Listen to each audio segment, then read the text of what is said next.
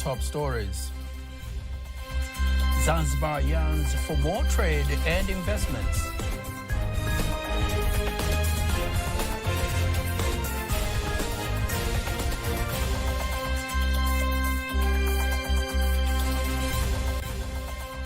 Tanzanite Manyara Trade Fair 2024 underway.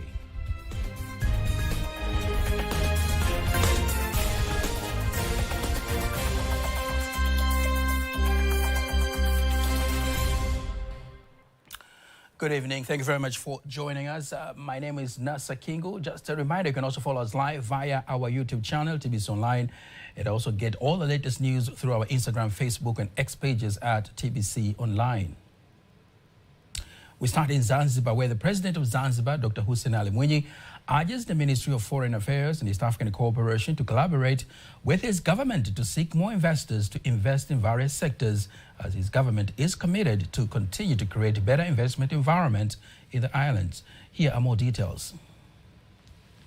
Mwinyi made the call today when he met in talks with the Minister of Foreign Affairs and East African Cooperation, Ambassador Mahmoud Thabit Kombo, following the minister's courtesy visit, aiming to introduce himself following his recent appointment. The President of Zanzibar insists the positive international relations sector is crucial in the development and economy of the country, hence urges the ministry to put more emphasis on the area. Furthermore, the President of Zanzibar has directed the ministry to seek more potential investors in Asia and the Far East, where most of the countries have not yet invested enough in the island. He vows more government cooperation to the ministry to achieve the investment goals and expectations, agreeing to the request given by Ambassador Kombo to have regular high-level meetings to discuss issues of cooperation and international relations. On the other hand, Ambassador Kombo has assured the President of Zanzibar that the ministry will make every effort to work on his instructions by setting new investment strategies to attract more investors. He also has praised the efforts done by the revolutionary government of Zanzibar to improve various sectors, including education, road infrastructure, and investment. We move now to Manyara, where the Manyara Regional Commissioner, Queen Sandiga, says more than 5,000 local and international entrepreneurs are expected to participate in the third Trade, Mining, Industry, Agriculture, and Tourism Fair in the Manyara region from 20th to 30th October this year. The Regional Commissioner was giving a briefing on the preparations for the fair, which is expected to be visited by more than 40,000 people. Kauli mbiu ya maonyesho yetu haya ya tatu kufanyika katika mkoa wetu huu tumeita Manyara kwa ustawi wa biashara na uwekezaji. This year's theme is Manyara for Business, Prosperity and Investment. As you all know, the main objective is to expand businesses in the country. Moreover, we have added one more object of providing linkage amongst small-scale entrepreneurs and with the medium and large-scale entrepreneurs, also uniting entrepreneurs from within the region and outside of the region. The coordinators of the fair and Tanzania Chamber of Commerce, Industry and Agriculture in the Manyara region say this year the fair focuses on the prosperity of businesses and investment opportunities. We are well prepared for the trade fair. There is going to be a huge difference between this year's trade fair and the previous one. We shall have various sports, various animal, and there is no interest fee.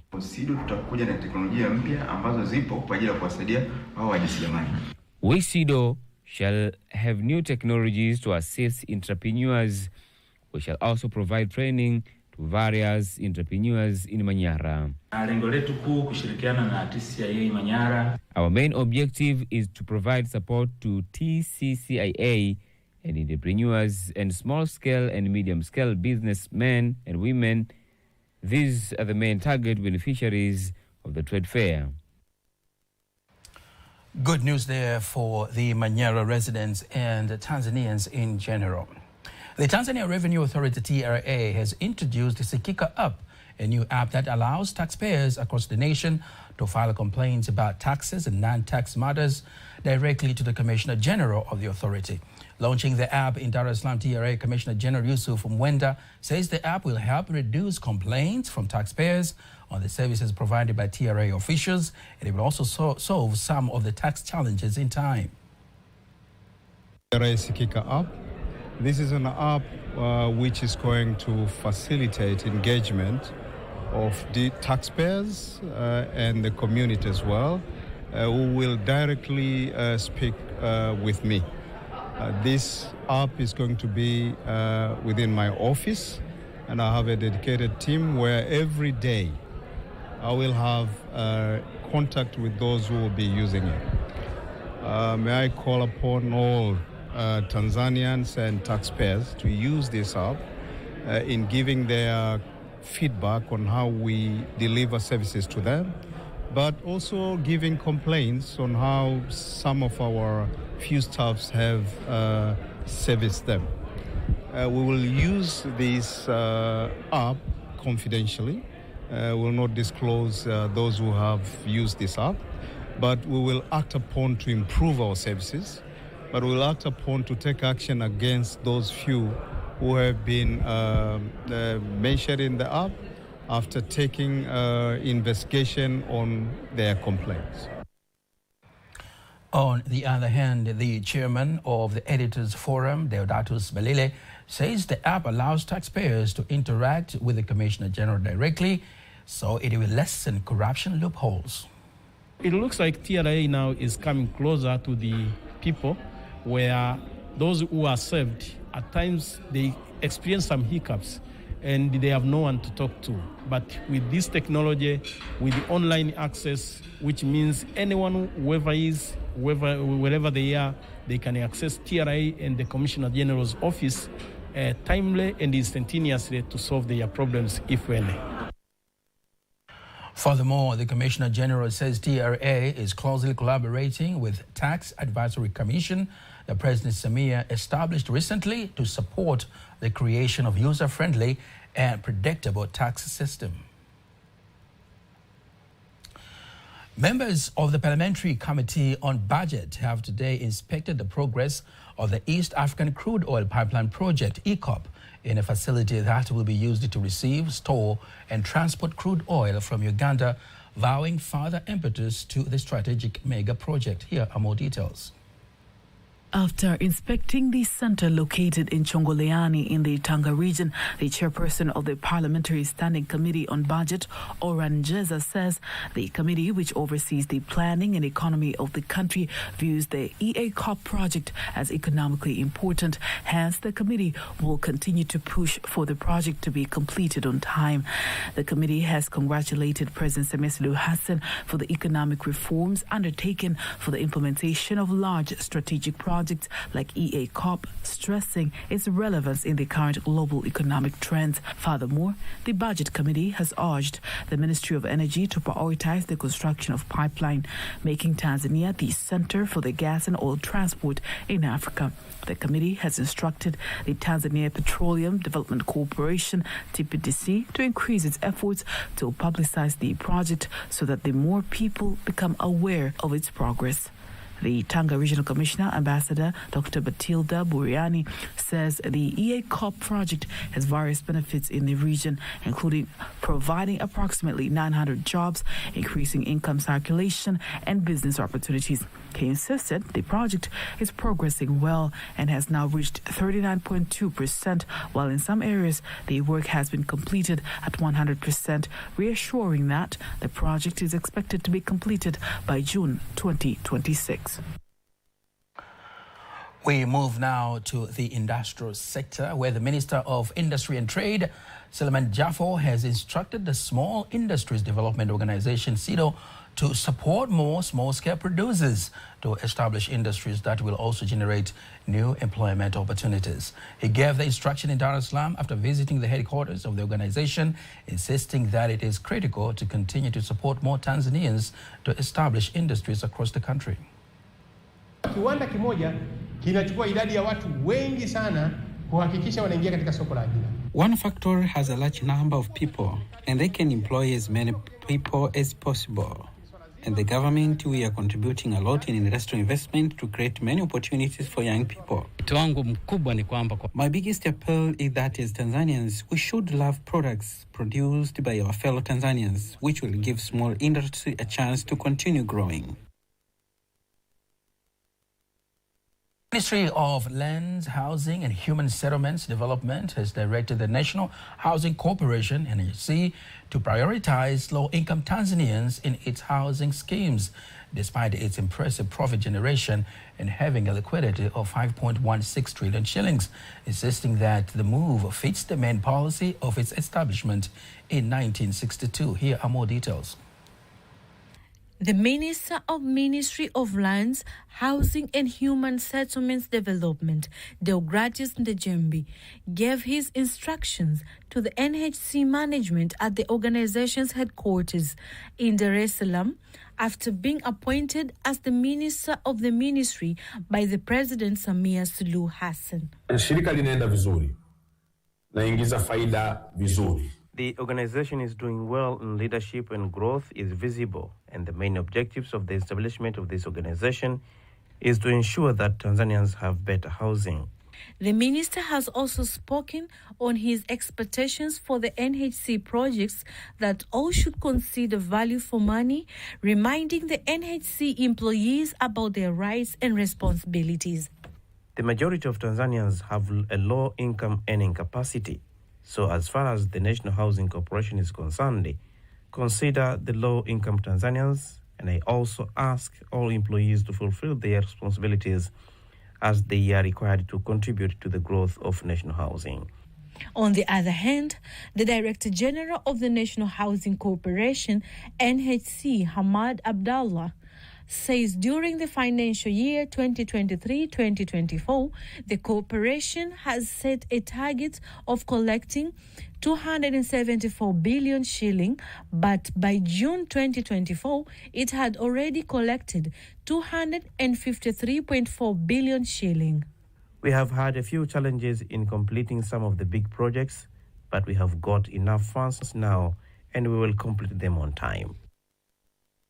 Legal and Human Rights Center, LHRC, has urged the government to eliminate the power entitled to immigration commissioners to revoke the special citizenship status and instead give the court the power to be the final body to make such decision.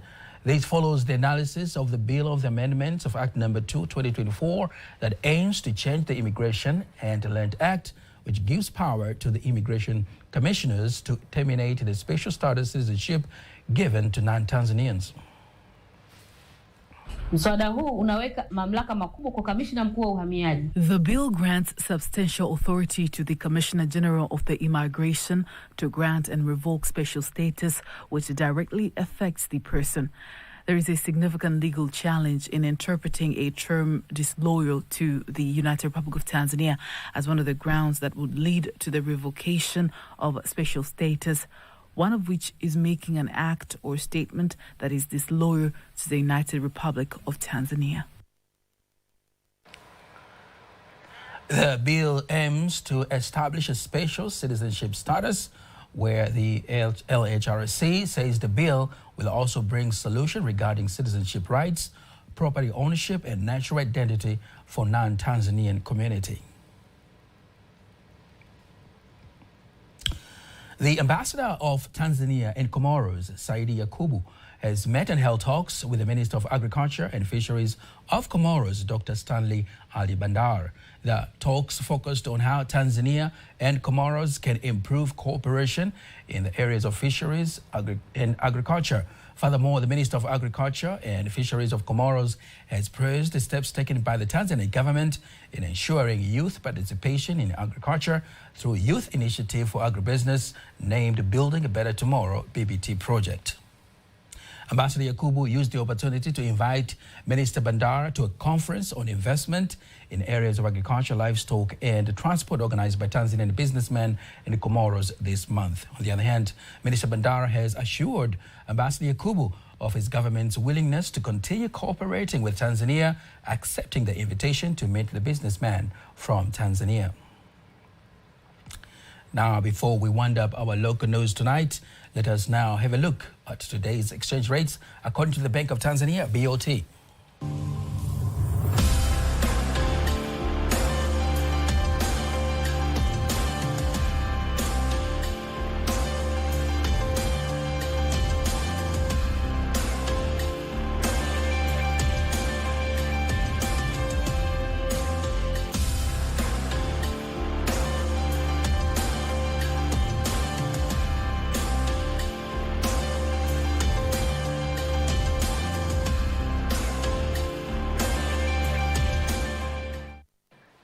TBC News will always be here Mondays to Fridays to bring you all the latest in exchange rates. Stay tuned now for all the latest international news.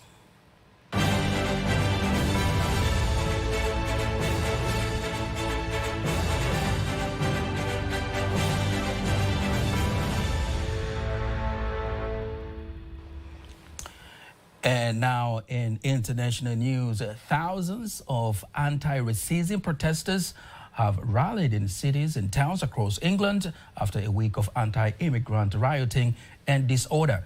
Gatherings in locations where anti-immigration protests had been expected, including North London, Bristol and Newcastle, were largely peaceful, with counter-protesters chanting "refugees are welcome here," forming the bulk of the crowds.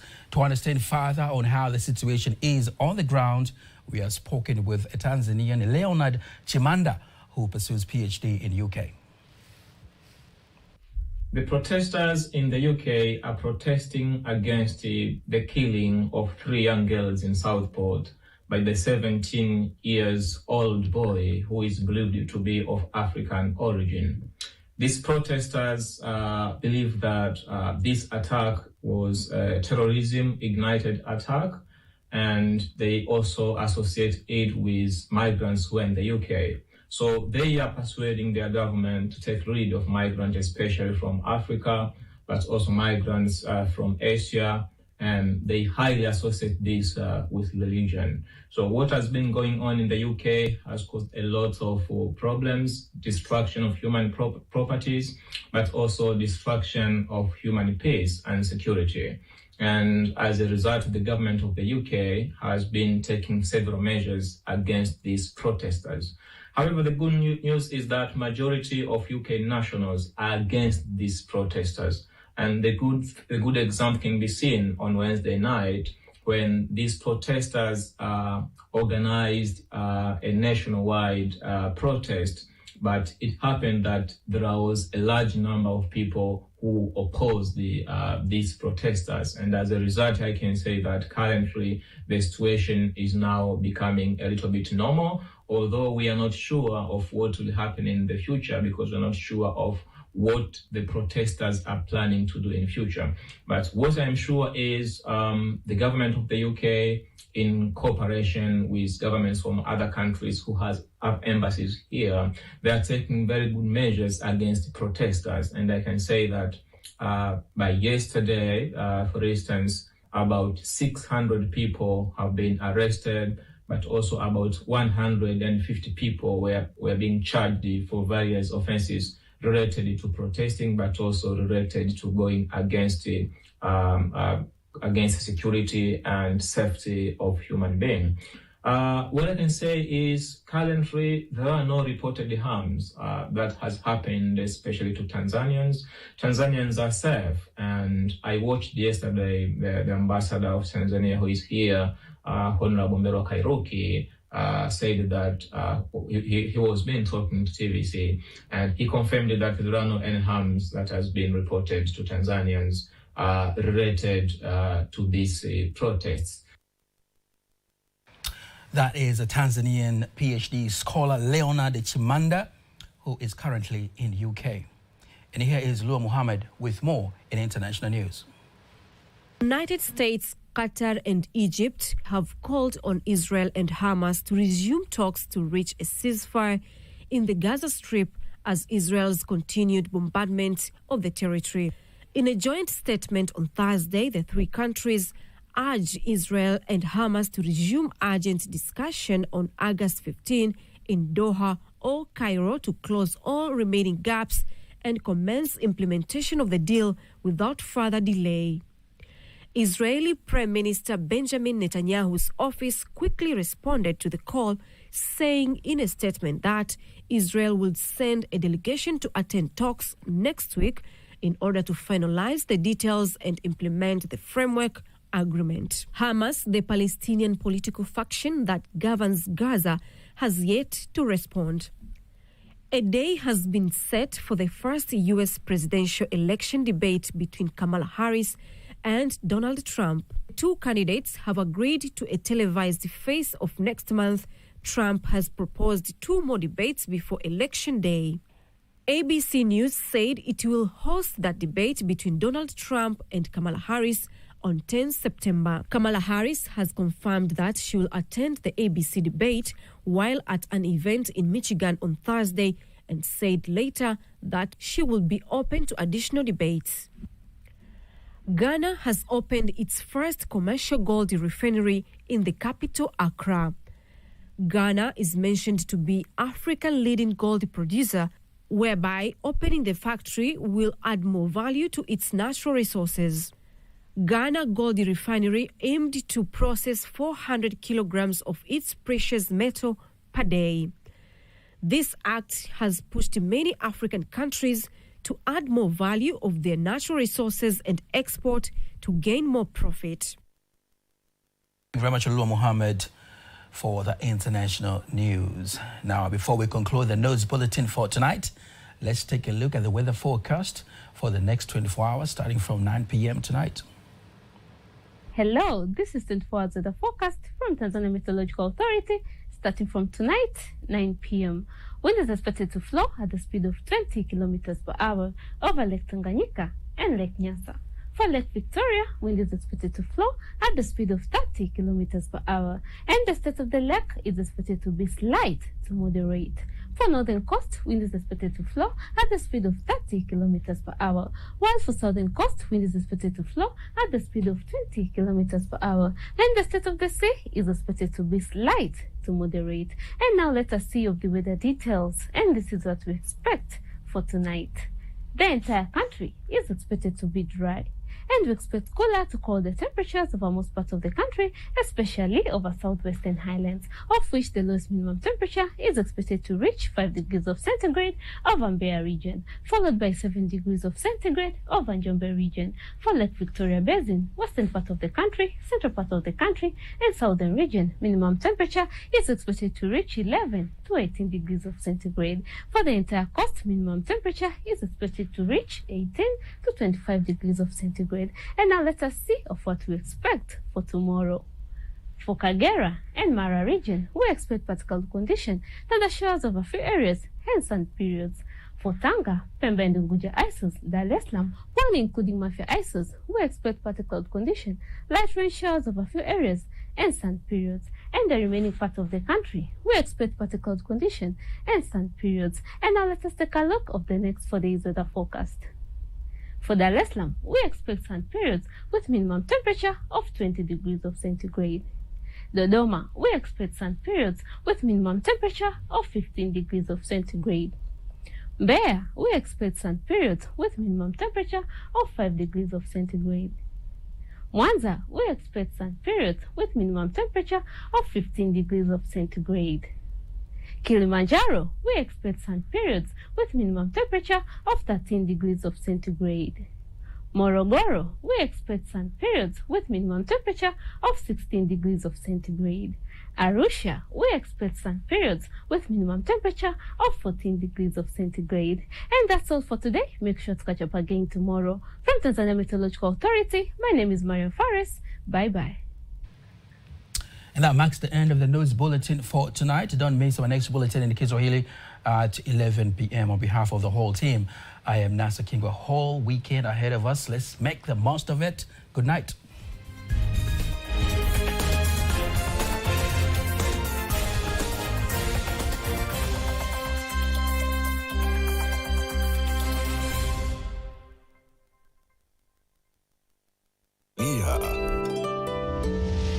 TBC1, ukweli na uhakika.